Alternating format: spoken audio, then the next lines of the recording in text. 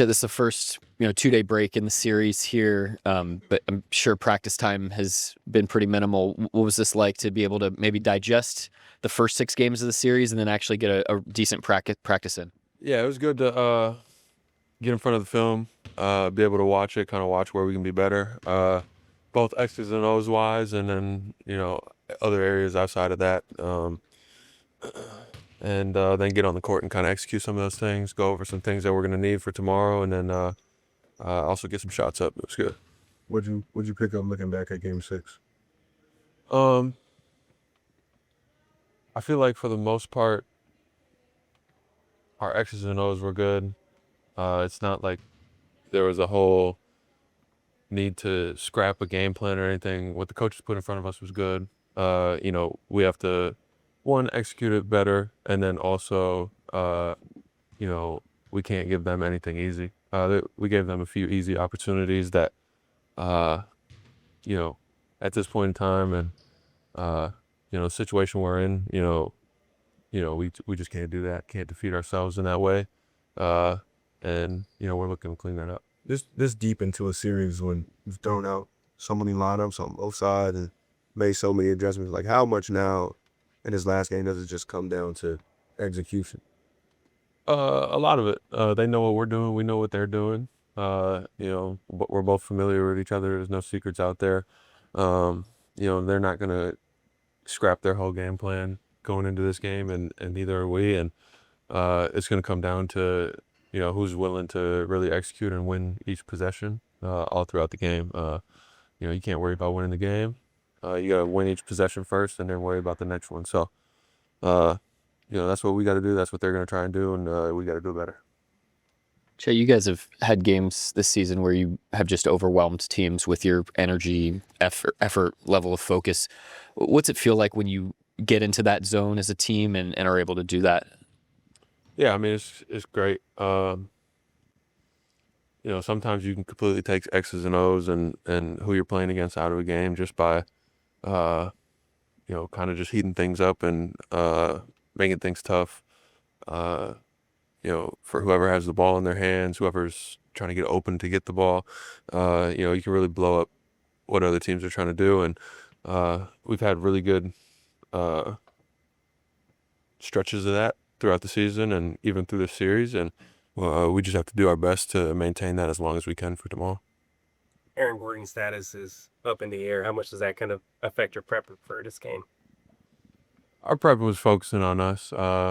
We can't control, what ends up happening tomorrow, whether he's able to play or not. But we can focus on how we can do better and be ready, and that's what we did. You guys have earned the opportunity to play this Game 7 at home in your home arena. Just how valuable is that, and how much are you looking forward to that? It's extremely valuable. The fans have been great for us all year. It's good to have your own practice facility, your own routine, your own house, and show up to shoot in the arena that you've played in more than any other arena all year. So it's great, and we know the fans are going to bring it, so we got to do the same.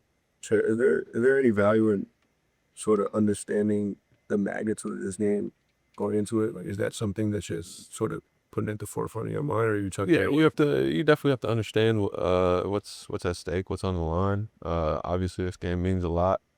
But you can't go into the game thinking about that stuff. You have to go into the game thinking about what matters for winning. None of that stuff matters for winning. So we got to focus on what we need to execute. What we're going to see out there. What we have to do on the defensive end, what we have to do on the offensive end, go out there and execute it, and then things will take care of itself. Mark, how much are you looking forward to seeing your team's effort and energy level tomorrow? Just, given the way that they, over the course of time, have shown that can be a superpower of theirs. Yeah, very much so. Really excited. It's a privilege to play in these games, and we're excited to play. I'm excited to watch us play and be a part of it. Mark, I'm not going to assume that you have nothing left up your sleeve, but this deep into the series, like, how much of it at this point just comes down to execution? Most of it. I think that's most series and most games. I talk all the time about fundamentals, and we really believe that. It's like the game comes down to very controllable fundamental things that are very, very hard to execute consistently when put under the under the pressure of competition against another team and stuff like that. So that's our challenge in every game. And that's our focus in every game. And that's where we need to hang our hat on tomorrow. What do you talk to you guys about? I mean, you always talk about turning the page and this is a new game and 0-0, but this is your season in essence. So how do you talk to you guys about this? I've said this before. I think, it's recurring themes that you just revisit in these situations. And if you need new material in these situations, then your material was wrong in the first place, so it's the same stuff. It's nothing new. We're not introducing anything today, mentally or tactically or fundamentally. We have to go out there and play our best and be who we are and lean on the habits that we've built over the course of time. How's the practice? How are the guys? I mean, They're pretty consistent. They're not. It's not easy to read into. They're pretty much the same every day. They have a great baseline of work, baseline of focus, baseline of behavior. They're like they always are. They do a great job of that. Mark, is it even something you talk about how, hey, the team, you guys earn this game at home in your place? Didn't talk about it, but it speaks for itself. We'll be in our beds tonight. So it shows the importance of the regular season. I mean, we'd much rather be playing Game 7 at home than on the road. And that's something that we've earned through the course of the year. But with that said, when the ball goes up in the air tomorrow, what happens between the lines is going to be what determines who wins the game. And that's what we have to focus on. how much does a guy like Caruso help? Because he's kind of been and done this a little bit. A lot.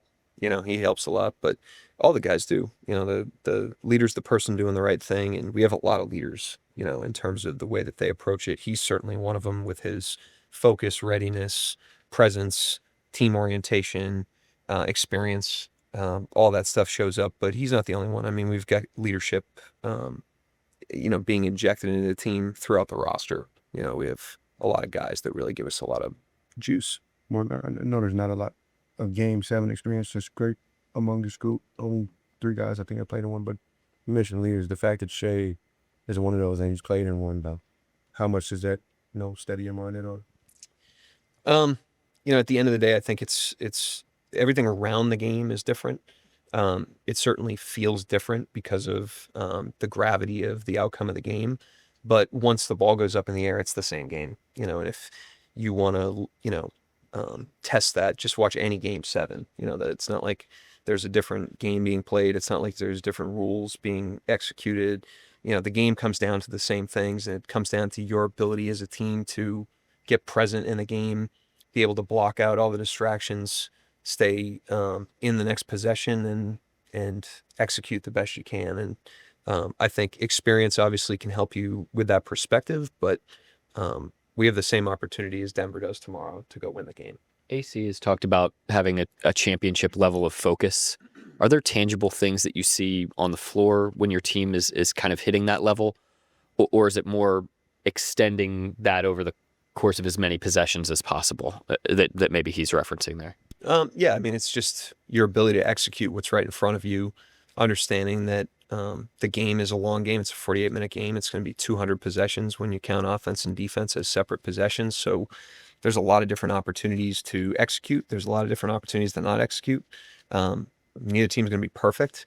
But yeah, you just try to stack as many of those possessions as you can, as many of those moments as you can, and stay very, like I said, very present in the moment, and deal with what's right in front of you.